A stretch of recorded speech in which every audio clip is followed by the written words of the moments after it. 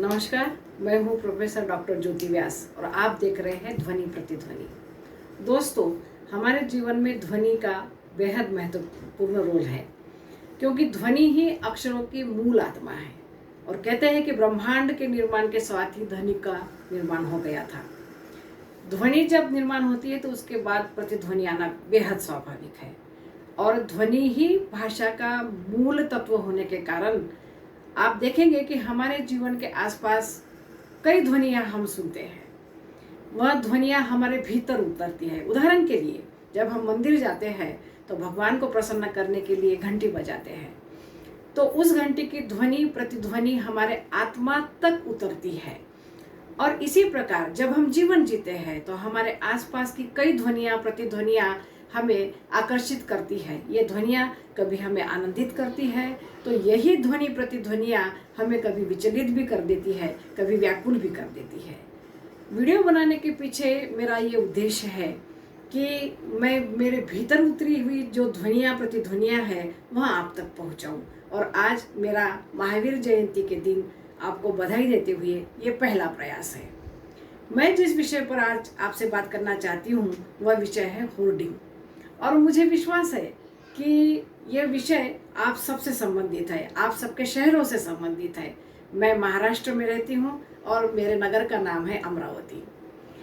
मुझे ऐसा लगता है दोस्तों कि हमारे शहर के सौंदर्य में सबसे बड़ा अगर कोई फफूंद लगा है तो वह है होर्डिंग। आप देखिए, किसी भी शहर में जाइए, आपको जगह जगह गली गली में चौराहे चौराहे पर होर्डिंग लगे हुए दिखेंगे।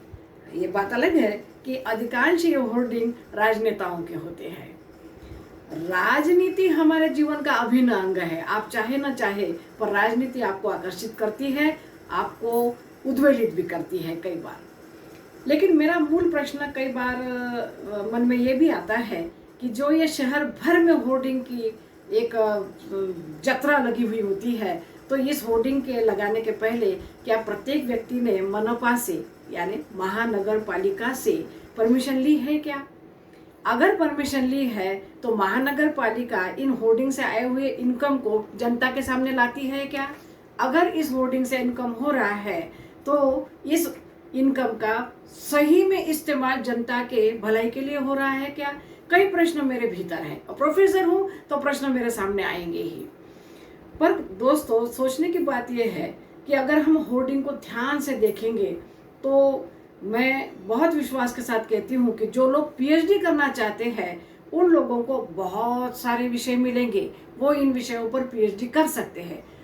केवल आपको निहारने की शक्ति होनी चाहिए, आपको देखने का एक नज़रिया होना चाहिए। अब मेरे शहर में कुछ होर्डिंग को अगर मैं देखती हूँ तो क्या सोचती हूँ, अब एक नेता है साहब, नवरात्रि का समय है और ये नेता आराम से बैठा है और नवरात्रि की डांडियों के एक चित्र लगा के रखा हुआ है जिसमें छोरे छोरियां डांडिया कर रही है और ये नेता रिलैक्स होकर कुर्सी पर बैठ के आराम से उस डांडिया को देख रहे हैं।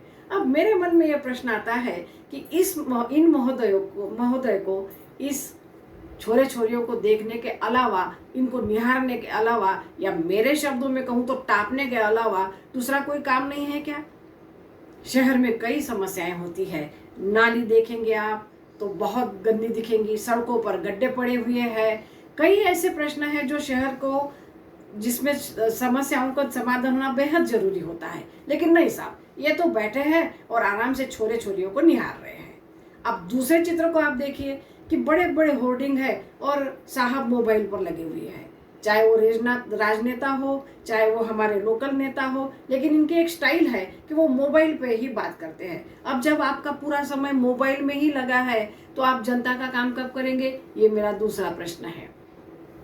तो आप देखेंगे कि ऐसे होर्डिंग आपके शहर में लगे हैं जिनसे कभी कभी तो दूर दूर तक आपका कोई संबंध नहीं रहता। उदाहरण के लिए, भैया को जन्मदिन की बहुत बहुत बधाइयाँ। प्रश्न ये है कि ये महोदय सही में अगर जन्म नहीं भी लेते तो इस दुनिया का, इस कायनात का क्या रुक जाता? दूसरा अगर कोई होर्डिंग है तो अमुक अमुक विवाह को 50वें सालगिरह की बधाइयाँ। अरे भाई, 50 साल वो रहा उसके साथ, इसके सिवा चारा क्या था? भारतीय समाज में विवाह एक बंधन है, बंधन इस शब्द पर ध्यान दीजिए। और ये बंधन है, ये बेचारा उसके सिवा जा कहाँ सकता था। तो समझौता करने के लिए इनको बधाइयाँ। अब ये जो होर्डिंग लगे हैं उससे सामान्य जनता का कोई लेना देना नहीं रहता। पर आपकी माता हो या पिता हो, माता है तो वो कोई मदर टेरेसा तो है नहीं कि जो सारी दुनिया को पता है, और आपके पिता है तो राष्ट्रपिता गांधी तो है नहीं जो सारे दुनिया को पता होने चाहिए। तो मुझे समझ में नहीं आता कई बार कि व्यक्तिगत चीज़ों को लेकर आप शहर भर में होर्डिंग लगा के क्यों बोर करते हैं भाई। तो इस प्रकार आप देखेंगे कि शहर के जितनी भी सुंदरता है, हरियाली आपको कम दिखेगी लेकिन होर्डिंग ज़्यादा दिखेंगे। ऐसे होर्डिंग कि मीनिंगलेस, जिसमें कोई मीनिंग नहीं है, ऐसे ही होर्डिंग से आपका शहर इतना भरा है। शर्त यह है कि आप ध्यान से देखिए और ये भी सोचिए कि इस होर्डिंग से आप क्या जताना चाहते हैं, जनता को आप क्या दे सकते हैं, जनता की इस होर्डिंग से क्या भलाई हो सकती है। और अगर मनपा की भलाई हो रही है तो वो जनता के सामने स्पष्ट करें कि इस होर्डिंग से हमें भैया इतनी इनकम हुई है और इस इनकम के द्वारा हमने ये काम किया है। मेरे शहर का नाम अमरावती है, जिसका दूसरा अर्थ है स्वर्ग। स्वर्ग का मतलब आपको सीधे इस नगर में जन्म लेके स्वर्ग में ही आप जाते हो, मैं कम से कम ऐसा मानती हूँ। और इसके लिए मनपा ने पूरी तैयारी करके रखी है। जब आप चौराहे पर चलेंगे और गाड़ी चला रहे हैं और आपका ध्यान किसी होर्डिंग में लगा है तो कब दूसरा आके आपको ठोक देगा और आपको अमरावती वासी कर देगा, ये बोल नहीं सकते। ठीक है, आपका ध्यान एक सुंदर से होर्डिंग पे लगा है और आप चल रहे हैं, सामने गड्ढा आ गया साहब, सामने कुत्ता आ गया, आप गिर गए तो आप अमरावती वासी हो गए। ठीक है, तो इस तरह से आप देखेंगे कि समस्या यार मेरी अकेली की नहीं है या मेरे शहर की नहीं है, आपके शहर की भी है। तो आप कब जागेंगे, कब आवाज उठाएंगे कि हमारा शहर स्वच्छ हो, सुंदर हो, या होर्डिंग का फफूंद बिल्कुल ना हो। इतना ही कहती हूँ और आपको प्रणाम करती हूँ। अगर पसंद आया तो लाइक कीजिए और मेरे चैनल को सब्सक्राइब कीजिए। धन्यवाद।